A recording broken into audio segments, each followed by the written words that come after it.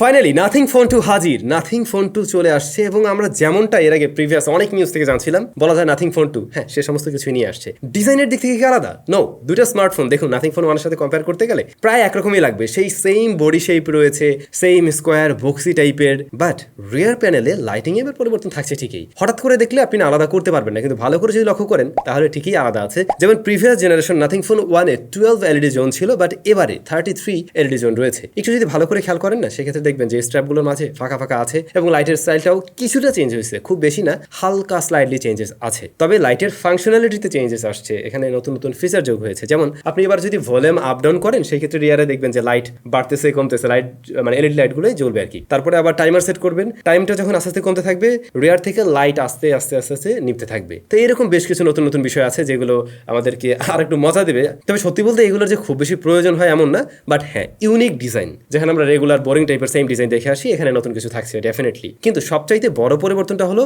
এর performance section বলুন বা ভিতরের বিষয়বস্তুতে। যেমন এবারে ডিসপ্লে সাইজ হলো 6.7 ইঞ্চ, যা ফুল এইচডি প্লাস রেজুলেশনের OLED panel, 120 hertz high refresh rate. Personally আমি মনে করছিলাম নাথিং ফোন 2-তে at least quad HD plus resolution হয়তো চলে আসবে। বিশেষ করে এবছরে আমরা অনেক এই ধরনের হাই মিড রেঞ্জ বাজেটের স্মার্টফোনে কোয়াড এইচডি প্লাস রেজুলেশন যুক্ত হতে দেখেছি, সো আশা করা যায় এমনটাই। যাই হোক, নাথিং ফোন ওয়ানের প্রসেসর হিসেবে রয়েছে Qualcomm Snapdragon 8 plus generation 1। Android 13 run করছে, কোম্পানি ক্লেম করছে এটাতে 3টা তারা মেজর আপডেট দেবে, অর্থাৎ অ্যান্ড্রয়েড আপডেট দিবে 3টা আর 4 বছরের সিকিউরিটি প্যাচ দিবে আর কি। Battery 4700 mAh। এই স্মার্টফোনের ছবির কোয়ালিটি তাহলে কেমন?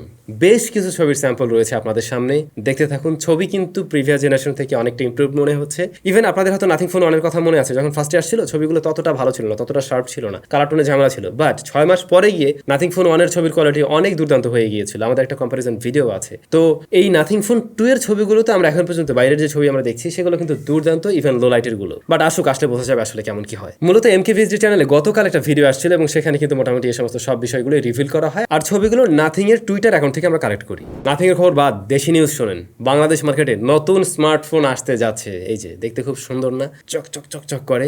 ইনফিনিক্স তাদের নতুন স্মার্টফোন খুব শীঘ্রই লঞ্চ করতে যাচ্ছে, 6 তারিখে তাদের এই স্মার্টফোন আসবে। আমরা ব্যবহার করতেছি অনেকদিন যাবত ধরে, তো এইটার ফুল রিভিউ পাবেন। যারা মোটামুটি মিড রেঞ্জ বাজেটের স্মার্টফোন খুঁজছেন তাদের জন্য নতুন একটা খেলোয়াড় যুক্ত হতে যাচ্ছে। এর ব্যাপারে এই মুহূর্তে তেমন কিছু বলবো না, মাত্র তো 2-1 দিনের ব্যাপার, সমস্ত কিছু জানতে পারবেন। বাই দ্য ওয়ে, আজকের ভিডিওতে কিন্তু একটা গিভঅ্যাওয়ে রেজাল্ট থাকবে, সো স্টে টিউন, রেজাল্ট দেখে যাবেন কে কে উইনার হলেন। এদিকে আইকো তাদের নতুন স্মার্টফোন লঞ্চ করে দিল, নিও 7 প্রো ইন্ডিয়াতে লঞ্চ করছে আর কি। আইকোর স্মার্টফোনগুলো বাংলাদেশ মার্কেটে খুব একটা অ্যাভেলেবল হয় না, আনঅফিশিয়ালভাবে 2-1 পিস আসে, বাট এই স্মার্টফোনগুলো যা অফার করে মিড রেঞ্জ বাজেটে দেখবে যে তাদের হাই মিড রেঞ্জ বাজেটে বিশেষ করে খুব ভালো কিছু অফার করে দাম অনুযায়ী। এই স্মার্টফোনটার বেস ভ্যারিয়েন্টের দাম ইন্ডিয়ান রুপিতে হচ্ছে গিয়ে 35,000 রুপি আর কি।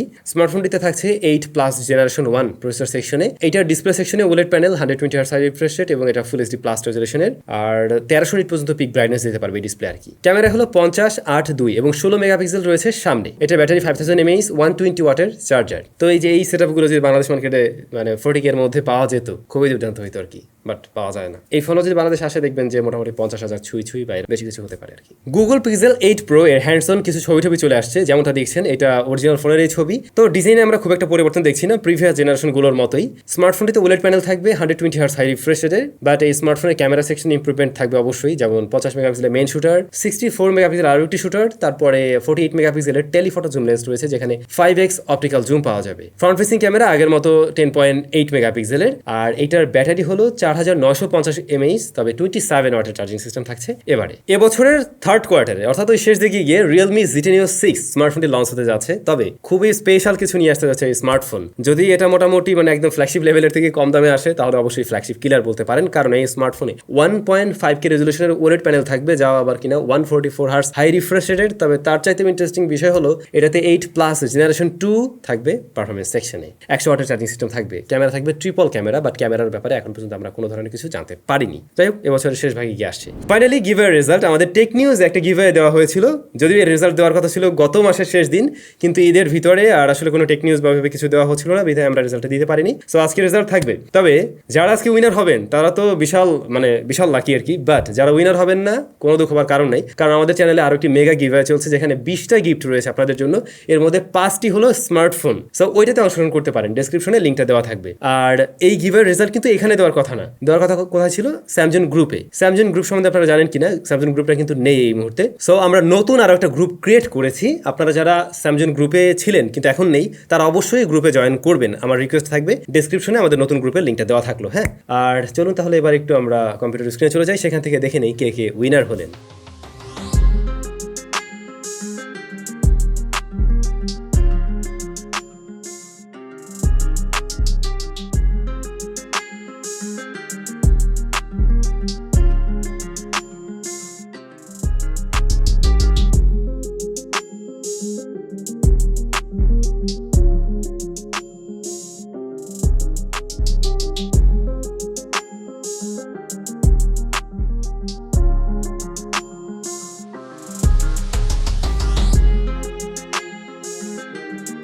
আজকে যারা উইনার হয়ে গেলেন অনেক অনেক অভিনন্দন আপনাদেরকে। তো সবাই নিশ্চয়ই আমাদের সাথে যোগাযোগ করবেন আমাদের মডারেটরদের সাথে, এবং তারা আপনাদেরকে ভেরিফাই করে আপনাদের ঠিকানা আপনাদের গিফটগুলো পাঠিয়ে দেবে। সবাই ভালো থাকবেন, দেখা হচ্ছে নতুন ভিডিওতে।